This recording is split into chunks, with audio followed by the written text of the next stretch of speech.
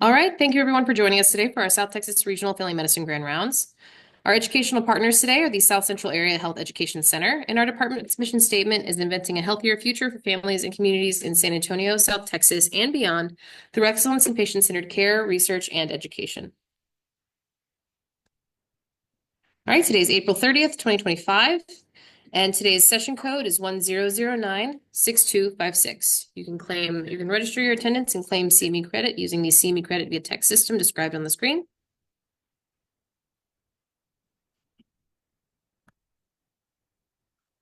AAFP members can use your AAFP login and claim credit for this activity online at the link on the screen. This live activity, the South Texas Regional Family Medicine Grand Rounds, has been reviewed and is acceptable for up to one prescribed credit by the AAFP. Physicians should claim only the credit commensurate with their extent of their participation in the activity. Our Grand Rounds address the following nationally established physician core competencies: the Institute of Medicine core competencies, the ABMS ACGME competencies, and the AAMC competencies. And now Dr. Shi will introduce our speakers for today. So it's my pleasure to introduce the two speakers of our Grand Rounds today, Jasmine Rodriguez and Dr. Tharani Ravi, we're all familiar with. So Jasmine Rodriguez is a research operations manager at UT Health San Antonio, and she's also currently a doctor of public health student or PhD student at UT Health San Antonio, Houston. So for the past decade, she's been working on numerous projects focused on understanding chronic conditions and the impact they have on vulnerable communities. She has worked side by side with communities to improve disease management and prevention. So as a San Antonio native, she not only has a professional but personal passion to see her community thrive. Dr. Ravi is a faculty physician with UT Health and a residency program here. She's been part of the faculty for 10 years, providing patient care and training our residents as students. Dr. Ravi leads the residency program scholarly activity curriculum, also known as the research hour, and numerous quality improvement projects, both in the clinic as well as in the community setting. So since fall of 2023, she has co-led the South Central Texas Community Engagement Alliance, also abbreviated as CEAL, working to strengthen community partnerships and improve health outcomes. Thank you, and we'll like to hear your presentation. Thank you, Dr. Shi. Okay, so again, I'm Jasmine Rodriguez. So here are our objectives. So today we'll describe the mission of South Central Texas CEAL initiative.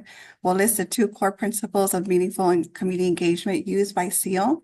We'll identify two strategies CEAL uses to build trust and collaboration with diverse community organizations. And we'll recognize the role of community academic collaboration in addressing chronic conditions and social determinants of health, such as food insecurity. So a brief overview, we'll review the history of CEAL, we'll review our partnerships, the role of family medicine, our community engagement strategies, impact of CEAL, and next steps. So how did CEAL begin? It initially started in COVID-19. The NIH created CEAL throughout 21 states, and obviously including Texas. And it was really to combat the COVID-19 misinformation and disinformation. And they were really trying to address COVID-19 health disparities. And so just to kind of give a little bit of context of why CEAL was created. So we can look at the evolution of the healthcare delivery system. Of the healthcare system. And so initially, the lack of healthcare system was more episodic. And then we moved into this more outcome accountable care, which we created a system, and it was more patient-centered. And now we have this more community integrated healthcare. So it's more focusing on populations. And so again, we are part of Texas CEAL. This is led by the University of North Texas Health Science Center, and we are South Central Texas CEAL. And so here's our timeline. As you can see, we started with COVID-19 misinformation and disinformation, and then we moved into 2022, excuse me. We moved into 2022 into mental health, and in 2024, now we moved into chronic disease. Okay, so now I'm going to share a video by Dr. Frere. So he was our first PI. And so I will, just a heads up, he does mention a community engagement symposium. So this video was initially for that, but it still has valuable information.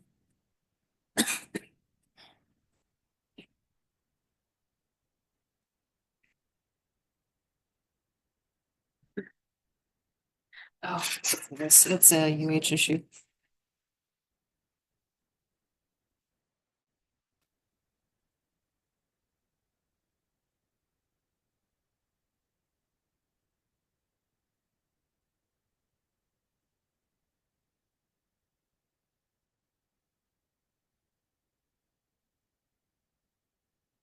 The internet might not be super supportive of video.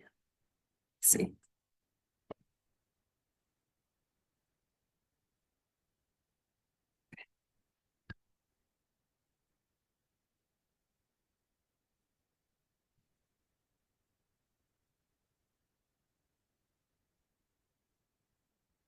Gotta minimize this guy.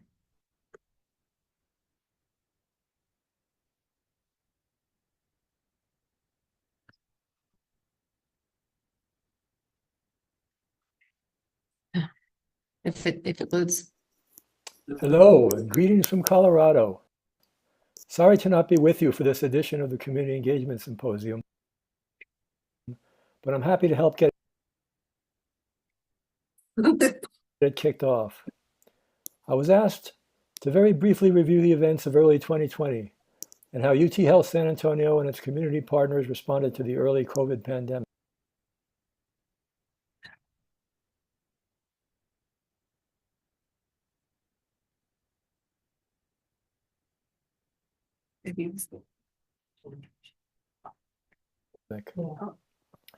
Several challenges were apparent early on. First, COVID was ravaging socially at-risk communities, quickly deepening long-standing social inequalities observed for other communicable and non-communicable diseases. People in frontline jobs that couldn't be shifted to remote work were at highest risk. That's okay, we can skip this. So essentially what he says is, okay. Or just exit because you might keep talking. Oh, Look on the screen. It's two different screens. So this is operating as a second screen. oh, I see. Okay. Vaccines weren't yet available, but assuming they could be developed, addressing the social factors necessary to get vaccines in arms for high-risk populations would need to be effective.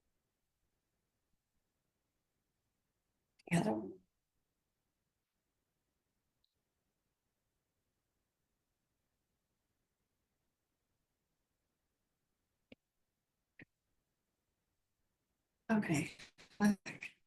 Okay, let me go back. So essentially what Dr. Farrer says is, so in the beginning of the SEAL creation in our partnerships, we had to look for partnerships that we were already collaborating with. So AHEC, and we talk about this a bit more, but so AHEC Area Health Education Center. So they were really the ones organizing and coordinating the recruitment of the different organizations that we're working with.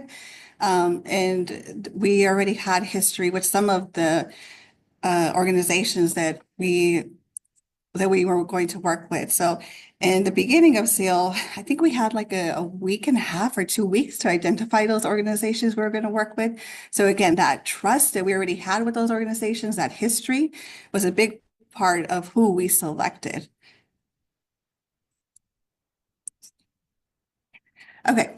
And so this slide just kind of reinforces that AHEC was a big one that was the organization that really helped us, organize the different organizations we were working with. You can see here the Public Health Department or Metro Health, and then some churches, Health Collaborative, West Care.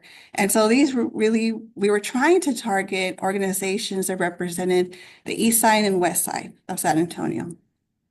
Okay. And then in year 2, we expanded to some of the rural counties. So specifically, Karnes, Atascosa, and Frio. And then in year 3, we expanded to organizations that represented refugee and immigrant communities. Okay, and here in this map, you can see the counties that we work with. And we're actually thinking of expanding to Comal and Guadalupe. Okay. And these are populations of focus, so African Americans, Latinos, and then the surrounding rural counties, Spanish speakers, and refugee populations.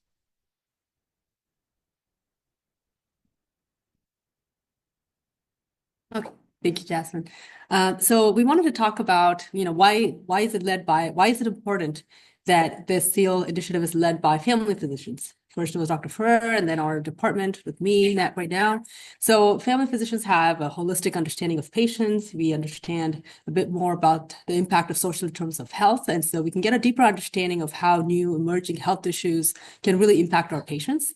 We're also pretty good at preventive care and also education. So we're able to present, new information and digestible health messages to the patients.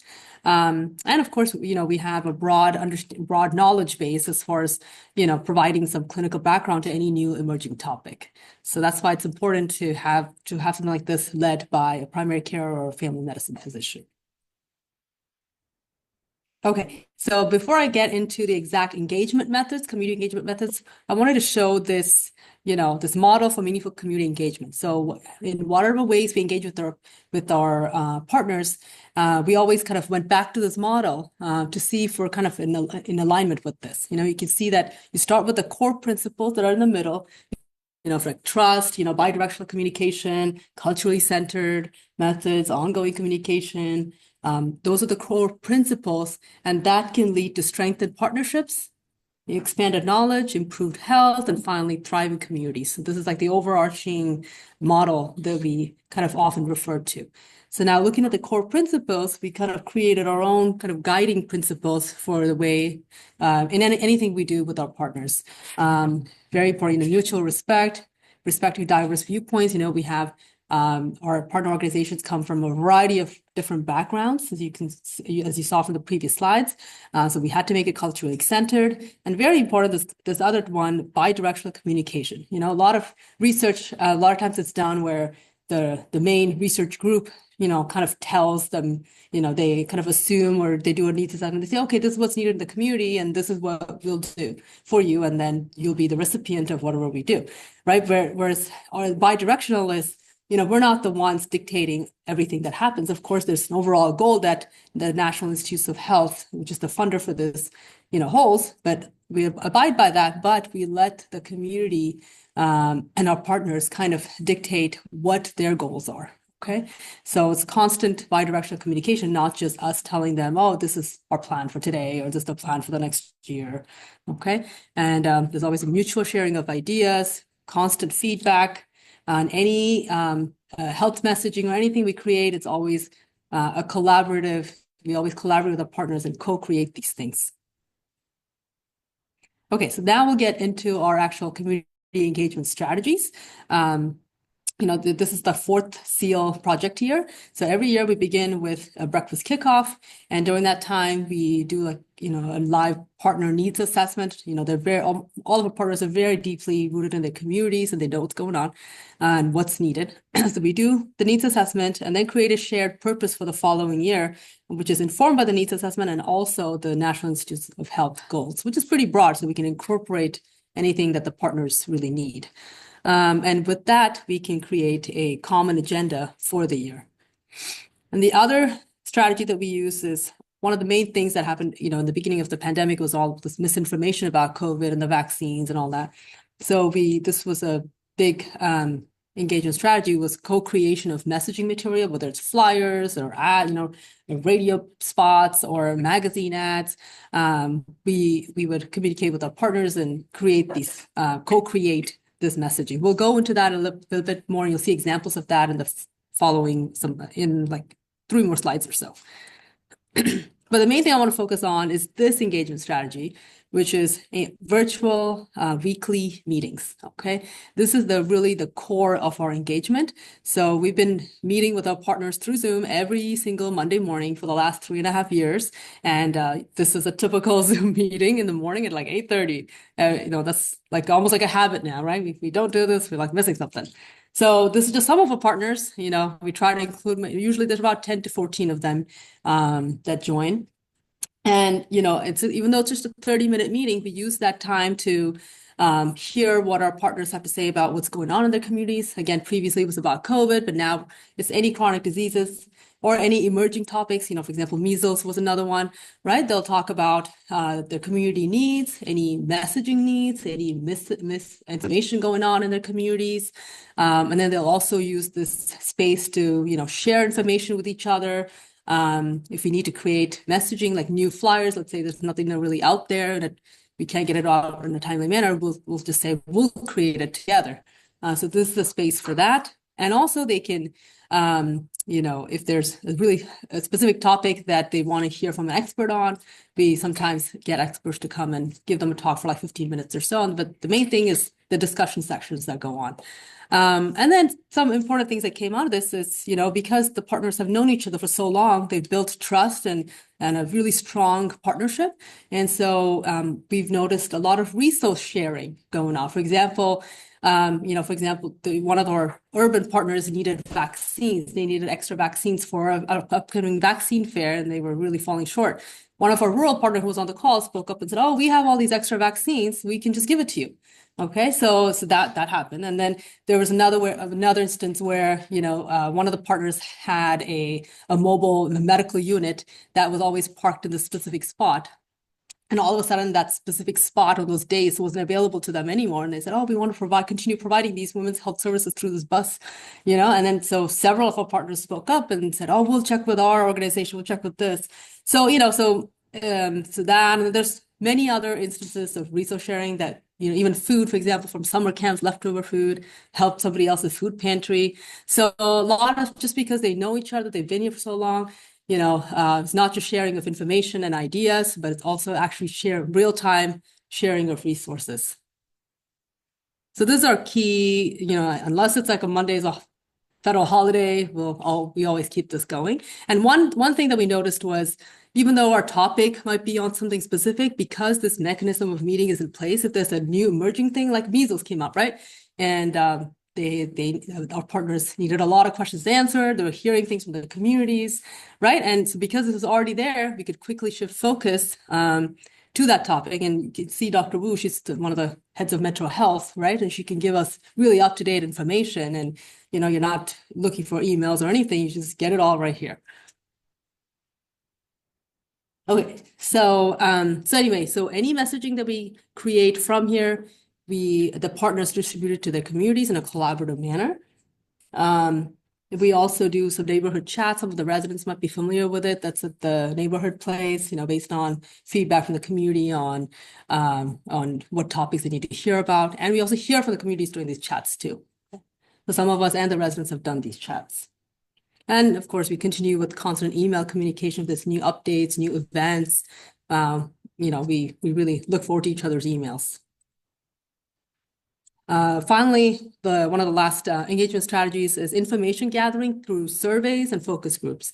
So for the last 3 years, the National Institutes of Health, they created something called a common survey that all the CEAL sites throughout the U.S. had to administer. We decided to use this, we decided to administer it through our partners. So instead of us going and recruiting, the partners who are trusted in the communities, they would go and recruit from their communities. And the CEAL survey had information on, initially it was more on COVID-19 and its impact on mental health. And now it's talking more about chronic disease prevalence, social determinants of health, like food insecurity and financial status, and then sources of health information and trust in the community. Okay. So that's the common survey. Just this specific year, we didn't have to do this common survey. We could just make up our own survey. We'll talk about that later. So that's one way of information gathering partners use. We gather this information, we analyze it, and we present it back to the partners so they get a better understanding of their communities. Sometimes they use that information to get grants for themselves or to present back to their communities to see what are the next steps. And then we've also done focus groups earlier when it was more focused on COVID, on the beliefs and perceptions regarding COVID-19, the vaccines, and other related topics. Okay, so this one is another partner video. So we can try this. So we have a video in which our partners talk about the impact of this SEAL initiative, how they view it. We'll see if it shows up. Is it supposed to be on the slide here? Yes, but I see it up there. That might be actually, you have to click it for the, Oh, it's easy. let's see.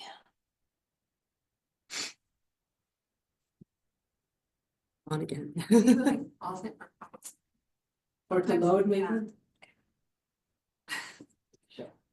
Showed up faster. So let's see. Let's see if it starts and then.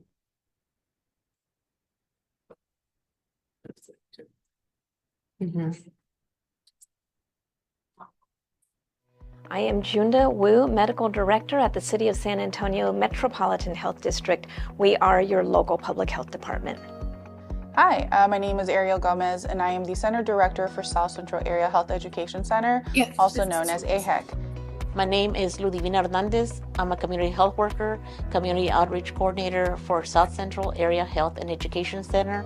I'm Beverly Watts Davis, and I represent West Cara Texas Foundation. Hi, my name is Margaret Costantino. I'm the Executive Director of the Center for Refugee Services. Hi, my name is Corinne Reyes. I'm the Director of Health Equity for YWCA San Antonio. My name is Anthony E. Hargrove. I was privileged to be the CEO for Ella Austin Community Center for over 29 years. So I think there are three things. Number one, we get to hear what's top of mind every week for the community. We also get to hear what the gaps are and make connections to fill those gaps, because a lot of times we have a lot of resources in San Antonio, but people might not know. And finally, as we come to a place where everybody's resources are being cut, including ours, this way we can unify, strategize, not be duplicating each other's work. So we first joined SEAL because we saw the value in the national agenda to tackle the misinformation and disinformation that was prevalent during the pandemic. And then since then, we have stayed on because we built relationships with other organizations with like missions to leverage resources, and then also to increase the capacity of health professionals and students to address health information and communication that was authentic to the communities that we serve. Our priest was approached to see if he wanted to participate in the SEAL project. Upon reviewing the project, we decided that this is something that our community needed.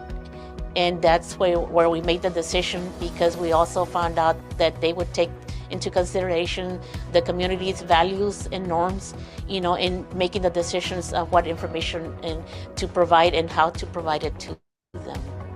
I am so pleased to have been a part of SEAL because what it focused in on when we first started was certainly COVID.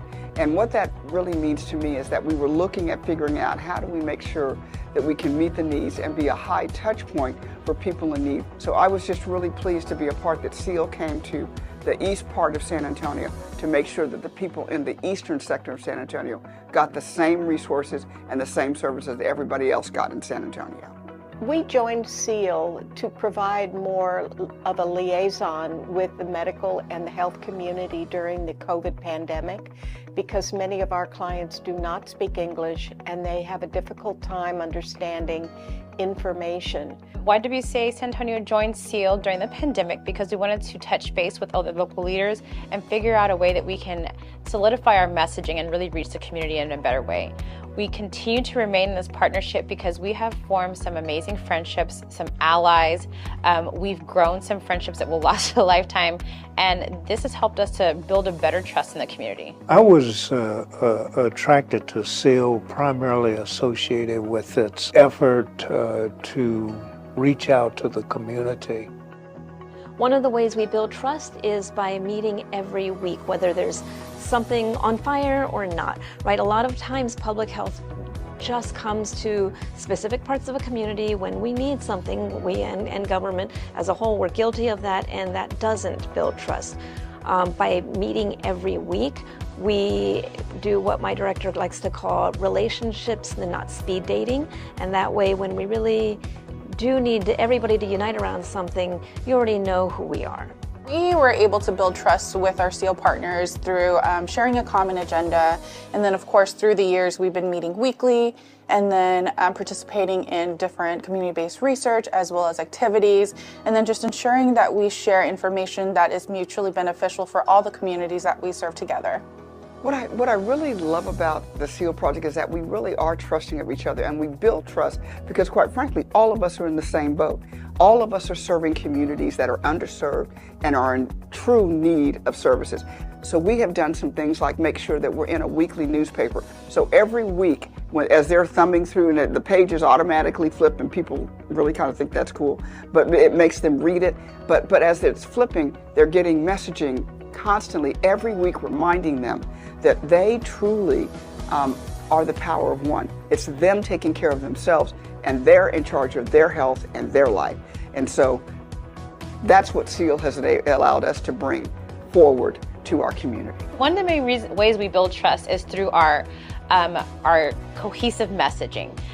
We decide and we talk amongst ourselves. We have a room full of experts who are all really good at what they do. So we talk amongst ourselves and we come up with a cohesive message so we can deliver to our community. We also are able to deliver to our community in a culturally competent way because all of us are very connected to the community in different ways.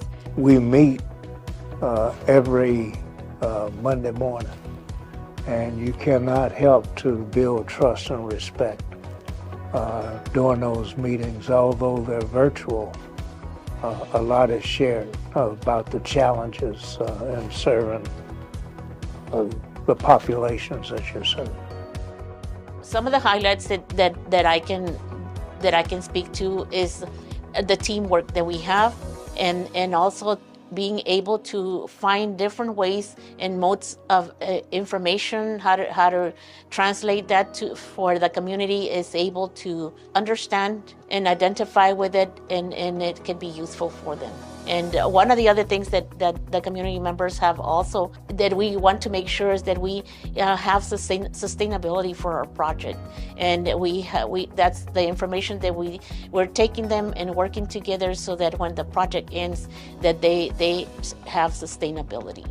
We meet weekly, which gives us an opportunity to keep it fresh and to keep those connections active. And there are a lot of organizations in the SEAL community that I was not aware of initially, but we've been able to meet some good friends and share resources as a result of SEAL. I think it's very good for organizations, especially small ones, to be able to connect with larger groups, because my agency, for example, is working with 6,000 active clients right now, but we can't do everything. And so the SEAL community does provide resources that we can tap into, and vice versa, we can help other community agencies. I think one of the biggest highlights of being a part of SEAL is that we've all kind of been able to build our own projects out of these relationships that we've built. We've done everything from aging conferences to maternal health conferences, and we're able to amplify our voices through the partnerships that we've built.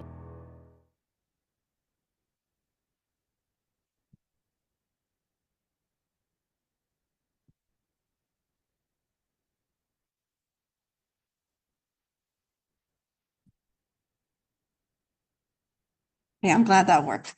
All right. So, and next we're going to talk about some of the things and messaging, health messaging we've created together as a group. So early on in the pandemic, we did a lot of COVID-19 messaging.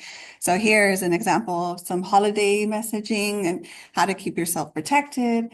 And anything we created was created in English or Spanish.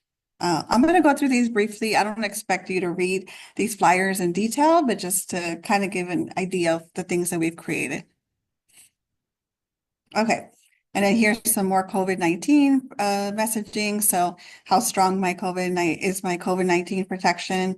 So of course it includes things like the mask, and if we were going to get together, of course, do it somewhere where there's good ventilation. And then of course the booster vaccine is going to give you a lot of protection. The same thing here, it's in Spanish. Okay, this is how to use a COVID-19 kit at home. And then again, it's also in Spanish. Okay, and then as long COVID came up, the community wanted to know more about it and to understand it and also increase awareness. So I do remember through one of our focus groups, we found that our Spanish speakers were really familiar with long COVID. They understood that there was something, but they didn't have a name to it and they didn't know that it was a pattern. They just recognized it was something that was going on. And so we created this flyer. It was just sharing some information about long COVID, what it is, and some resources. Okay, and then remember that in 2022, I believe we also started to tap into more mental health resources. So here's a flyer on mental health resources available. Moved into chronic conditions. This was one of the first flyers we created. So it was on don't forget to take your medications when you take a holiday. So I know even within our clinic here, a lot of our patients, they go to I know we work with quite a bit of immigrant communities. So a lot of them go back home and they might spend, quite a bit of time there, maybe a month or so. And of course, a lot of them have complex chronic conditions. So just that reminder that they needed to update their medications and made sure they had enough medications throughout their trip. Okay. This is actually one of the things that was mentioned in the video.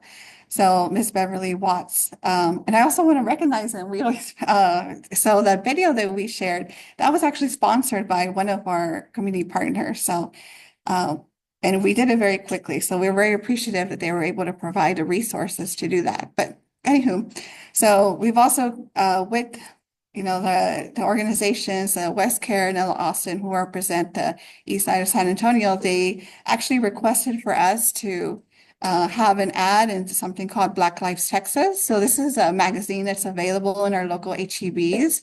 And we were just, promoting information on prediabetes and making sure that people were aware that, this is a big issue in our communities.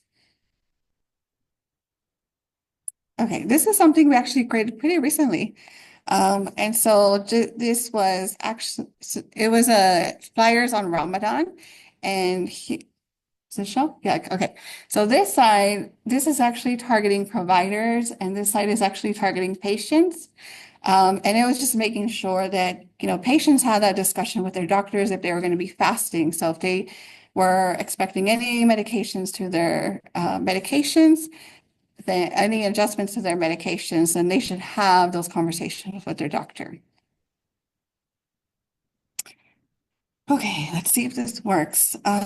So we also promoted, so we had some health messaging on COVID-19 and flu vaccine.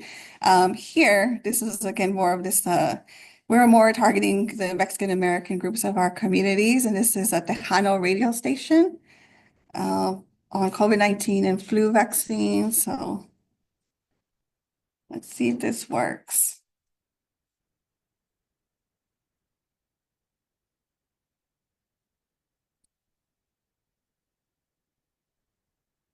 Hola, San Antonio, mi gente. Make sure you and your familia have the newest flu and COVID shot before getting together for the holiday pachangas. Everyone 5 years or older does not need other COVID shots to get the new Pfizer or Moderna shot. Remember, you can get the flu and COVID shots together. Go to vaccine.gov to find a location offering COVID shots near you. If you do not have insurance or your insurance will not cover the COVID shot, search for pharmacies participating in the Bridge Access Program, offering COVID shots for free. This message is brought to you by the Community Engagement Alliance Against COVID-19 and South Central AHEC.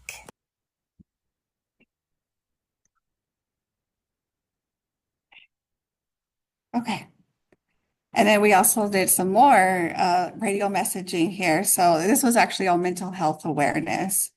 And it's just providing, validating that, we all go through things and there's also some resources out there available. Okay.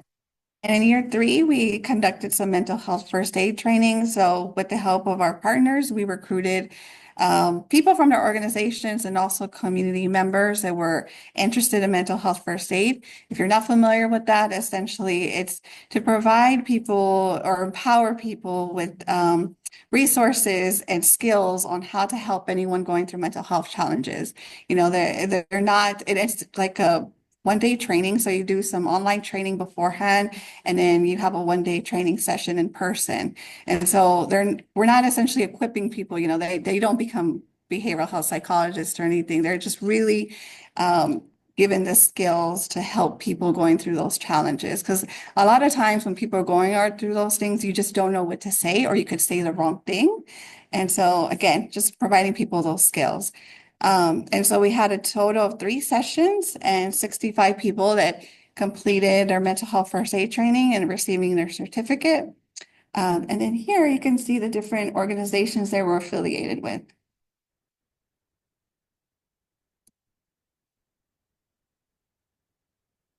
Okay. So this is just, for the year 3 impact, year 3 ended last year, but this is kind of an overall snapshot. So remember, we talked about the common survey, which talked about chronic disease prevalence, social determinants of health. So we collected through our partners, the partners together were able to collect 685 surveys from their communities. We held 70 meetings, with the virtual weekly meetings that I talked about earlier. And for each one, maybe 10 to 14 partner organizations joined those. And there were 192 in-person events. So these in-person events, these other virtual events, those are all as a collective number of events that were outreach events that were conducted by our partners. And in many of these, they have different topics in those events, but they also use that as a venue to share the health messaging that we all created together. And she talked about the mental health first aid trainings. And we also did those monthly chats that a lot of the residents are involved in at the chat at the kiosk. Okay, this is just showing how we moved from COVID-19 to more, chronic disease model, healthier together, more general topic. This is our logo. So now I just wanted to quickly show, about our next steps. Our next steps are guided by what we found in the common survey, the CEAL year 3 survey that we talked about we got 685 surveys. So very important information that we found was that a significant amount of our population here, it says, more than, 20% of our communities members were suffering from more than 3 chronic conditions. And then 16.5 of the respondents reported a diagnosis of diabetes, which is higher than the rate in Texas. And again, this is not general for all of San Antonio, but in our partners' communities, and our partners' communities are the ones that are more vulnerable communities. And then unfortunately, even though they're suffering from all, this diabetes and numerous chronic conditions, 37% reported they were food insecure. And we use the food insecurity, the hunger vital sign for the food insecurity screening. It's like a 2 or 3 question questionnaire. Okay. So yeah, pretty significant need here, right? Lots of chronic conditions, but suffering from basic things like food insecurity, right? Okay, so our next steps are kind of guided by that. So with our partners, we picked the topic of diabetes, cardiovascular health, with the focus on food insecurity as well. And our goal is to have a collective impact. Each of our partners, they interact with the communities in different ways. They hold different events, but having this overarching goal in mind, and with our weekly meetings in place, we hope to have a collective impact on diabetes, cardiovascular health, and food insecurity.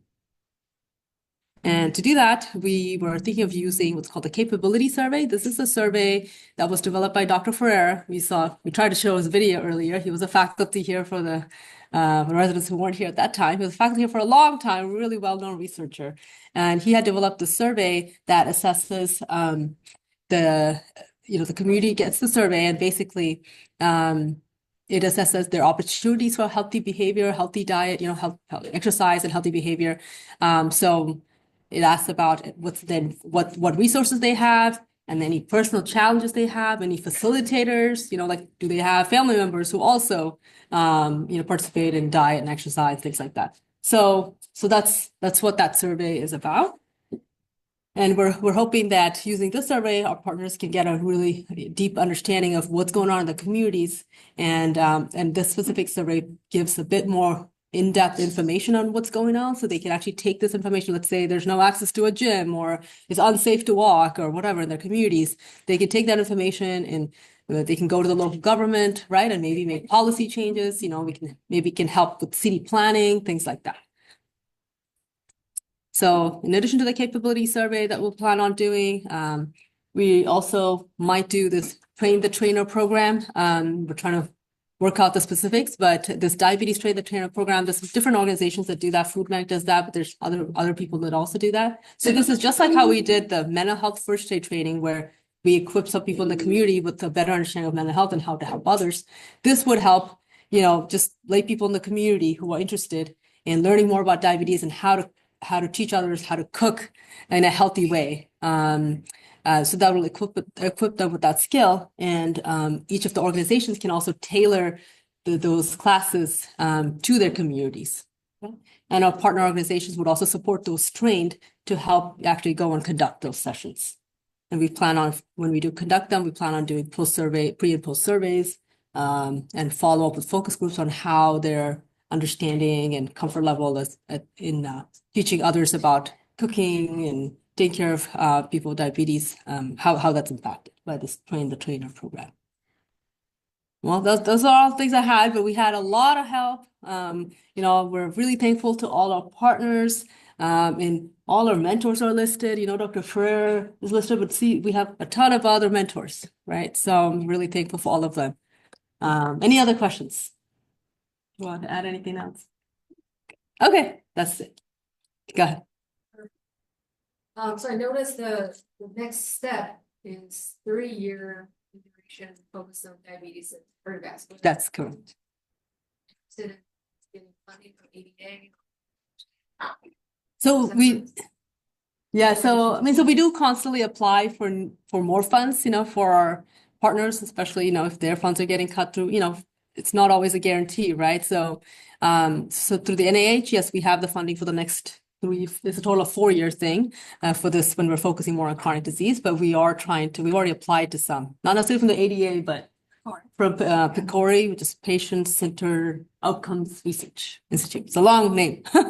So we've been applying. We haven't heard back yet, but hopefully that'll help us get more funds to our partners. We can actually conduct these train the trainer programs and things like that. It's open to collaboration. I know we're trying to get with some. Any other questions? Well, thank you.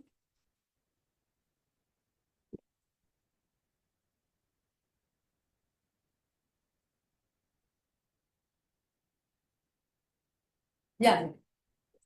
So mental health was one of the partners. Okay? Metro Health, yes.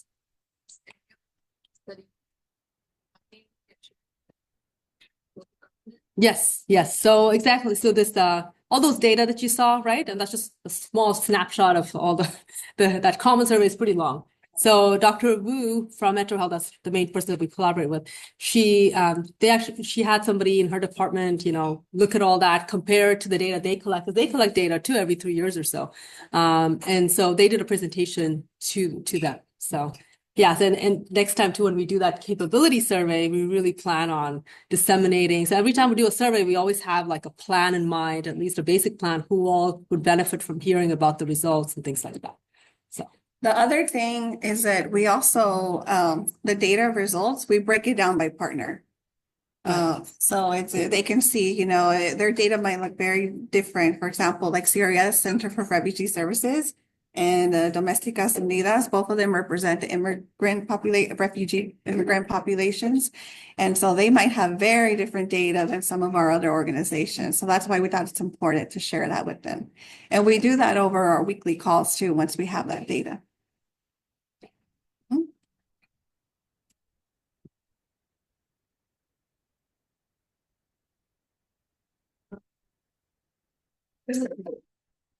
Hey, Neil.